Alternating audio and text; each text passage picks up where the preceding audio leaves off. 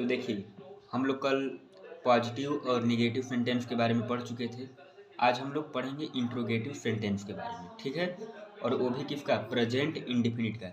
Interrogative negative भी पढ़ लेंगे आज, क्वेश्चन वर्ड भी, और एक होता है रिलेटेड नाउन, ठीक है। तो इतना आज हम लोग पढ़ लेते हैं पहले।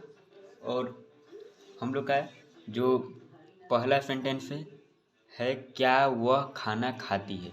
तो क्या से जब भी स्टार्ट हो तो इसी मतलब हेल्पिंग वर्ब से ही इसका इंग्लिश स्टार्ट करते हैं बनाना, ठीक है। जैसे कि बनाने के लिए स्ट्रक्चर जरूरी है, तो ऊपर हम स्ट्रक्चर लिख दिए हैं। अगर स्ट्रक्चर भी याद हो जाएगा तो फिर आपको बनाना आसान हो जाएगा। और स्ट्रक्चर के साथ साथ हमें टेंस को पहचानना जरूरी है। ऐसा नहीं कि टेंस कोई और है और सीधे रट लिए हैं तो फिर बना दिए प्रेजेंट इंडेफिनिट में, ठीक है। तो ता है, ती है, आया, तो समझिए प्रेजेंट इंडेफिनिट है, ठीक है। तो अब इसको हम लोग सीधे बनाते हैं बिना टाइम वेस्ट किए। तो देखिए, पहले स्ट्रक्चर पढ़ लेते हैं कि स्ट्रक्चर क्या है। तो डज या डू हेल्पिंग वर्ब जो होता है प्रेजेंट इंडेफिनिट का, प्लस सब्जेक्ट प्लस नॉट रहेगा, अगर नहीं रहेगा तो नॉट लगा देंगे, ठीक है। फिर वर्ब का first form plus object plus other word. और जब इंट्रोगेटिव सेंटेंस रहेगा तो क्वेश्चन मार्क तो नेसेसरी है ही, क्वेश्चन मार्क जरूरी है, ठीक है। देखिए, तो हम लोग इसी के आधार पे आपको हम नीचे बना के दिखाते हैं। जैसे यहाँ पे क्या वह खाना खाती है, तो जब भी क्या से स्टार्ट होगा सेंटेंस तो क्या की इंग्लिश नहीं बनाएंगे, यहाँ पे क्या की इंग्लिश की जगह हेल्पिंग वर्ब से स्टार्ट करेंगे। और हेल्पिंग वर्ब किसके अनुसार लगाएंगे, सब्जेक्ट के अनुसार। सिंगुलर रहेगा तो डज, अगर प्लूरल रहेगा तो डू। तो यहाँ वह है तो वह का इंग्लिश क्या होता है। और खाती है मतलब लड़की के लिए वह का इंग्लिश क्या लगाते हैं, सी। क्या लगाते हैं, सी। तो देखिए, तो पहले हम लोग यहाँ हेल्पिंग वर्ब का लिखे हैं, तो हेल्पिंग वर्ब लिख लेंगे तो सी आएगा, तो सी के साथ क्या लगेगा, डज। तो यहाँ पे डज लगा देंगे, डज। फिर क्या बोले हैं सब्जेक्ट बनाने के लिए, तो डज सी, ठीक है। नहीं है इसमें तो नहीं का इंग्लिश नहीं बनेगा, ठीक है। डज सी खाना खाती है। ईट वर्ब का फर्स्ट फॉर्म ईट हो जाएगा, दी खाना का फूड। लास्ट में अब कुछ नहीं बचा, क्वेश्चन मार्क ऐसे लगा देंगे, ठीक है। आगे इसका देख लेते हैं। ये प्लूरल है तो आप एक इसको खुद से बना लीजिएगा, ठीक है। हम चलते हैं सीधे क्वेश्चन वर्ड में। तो क्वेश्चन वर्ड पहले हम लोग जानते हैं, इसका भी स्ट्रक्चर पहले हम लोग पढ़ लेते हैं, ठीक है। क्वेश्चन वर्ड में क्या होता है कि स्टार्टिंग से क्या नहीं ले, मतलब कि शुरू में ही क्वेश्चन नहीं पूछेगा। जैसे यहाँ पे क्या स्टार्टिंग में ही आ गया था तो क्या के इंग्लिश नहीं बना के वहाँ पे हेल्पिंग वर्ब का यूज किए थे। तो और इसे यफनो टाइप भी बोलते हैं, यफनो टाइप का आंसर। जैसे ये बताइए कि क्या वह खाना खाती है, तो यहाँ पर हम लोग क्या सिर्फ इतना ही बोल सकते हैं।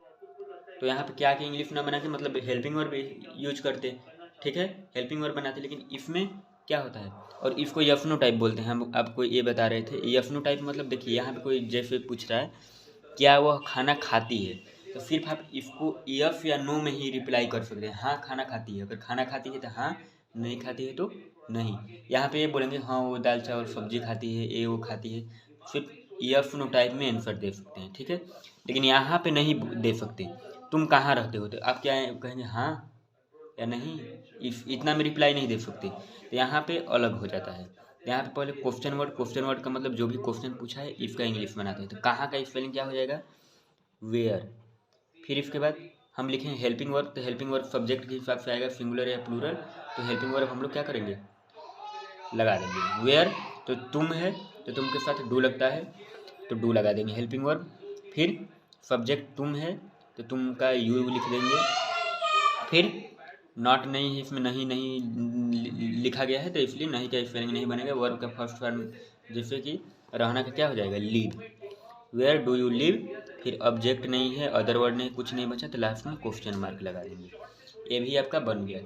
सेम टू सेम ऐसे ही बनाना है। स्ट्रक्चर आप चाहें तो स्क्रीनशॉट ले सकते हैं, तो यही आपको यूज करना है, ठीक है। एक और पूछता है जैसे कि कुछ रिलेटेड नाउन, तो उसको भी हम बता देते हैं अभी। ये 5 वर्ड ऐसे होते हैं जो अगर दिख जाएं तो क्या इसके साथ रिलेटेड नाउन लगा देते हैं। रिलेटेड नाउन का मतलब ये होता है, और ये हर एक टेंस में काम करेगा। जैसे प्रेजेंट कंटिन्यूअस, प्रेजेंट परफेक्ट, हर एक टेंस में यही नियम रहेगा, ठीक है। सिर्फ हेल्पिंग वर्ब चेंज हो जाएगा। तो देखिए, रिलेटेड नाउन का मतलब हम अभी आपको समझा देते हैं, एग्जाम्पल लेकर समझाएंगे तो ज़्यादा अच्छा समझ में आएगा। पहले स्ट्रक्चर देख लेते हैं। तो question word plus related noun plus helping verb plus subject plus not plus verb का first form plus subject plus other word plus question mark. जैसे रिलेटेड नाउन का मतलब हम ये होता है, जैसे यहाँ पे पूछा गया है तुम कितना सेव खाते हो, तो कितना का स्पेलिंग बनाएंगे, कितना के बाद जस्ट उसके बगल में जो वर्ड रहेगा तुरंत उसका स्पेलिंग लिख दिया जाता है, वही होता है रिलेटेड नाउन।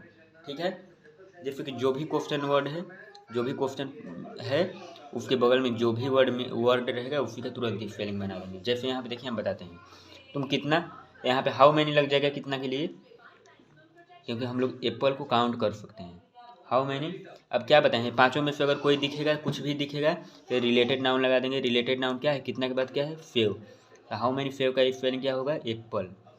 अब क्या लिखें, रिलेटेड नाउन हो गया। हेल्पिंग वर्ब अब लिखेंगे, तो हेल्पिंग वर्ब क्या आएगा, तुम है तो तुम के साथ डू लगता है तो डू लग जाएगा। ठीक है, अब सब्जेक्ट है, सब्जेक्ट तुम है तो तुम का इंग्लिश यू बना दिए, डू यू। अब क्या है, नॉट नहीं है, वर्ब का फर्स्ट फॉर्म, तो खाना का इंग्लिश क्या होता है, डू यू ईट। अब ऑब्जेक्ट नहीं है, अदर वर्ड नहीं, कुछ नहीं है, तो क्वेश्चन मार्क। ठीक है, तो आपको ऐसे ही सेम टू सेम बनाना है इसी स्ट्रक्चर पे, तो पूरा आप टेंस जान जाएंगे, पूरा आप बना सकते हैं। और अब इस तरह से हम लोग का प्रेजेंट इंडेफिनिट पूरा टेंस क्या होता है, ख़त्म।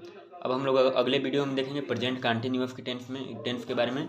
अगर आपको प्रेजेंट इंडेफिनिट टेंस अगर अच्छे से क्लियर हो गया तो आप हर एक टेंस को एकदम आसानी से समझ सकते हैं। बाकी सब में भी कॉन्सेप्ट यही है, सिर्फ क्या चेंज होगा, हेल्पिंग वर्ब चेंज हो जाएगा और उसको पहचानने का तरीका।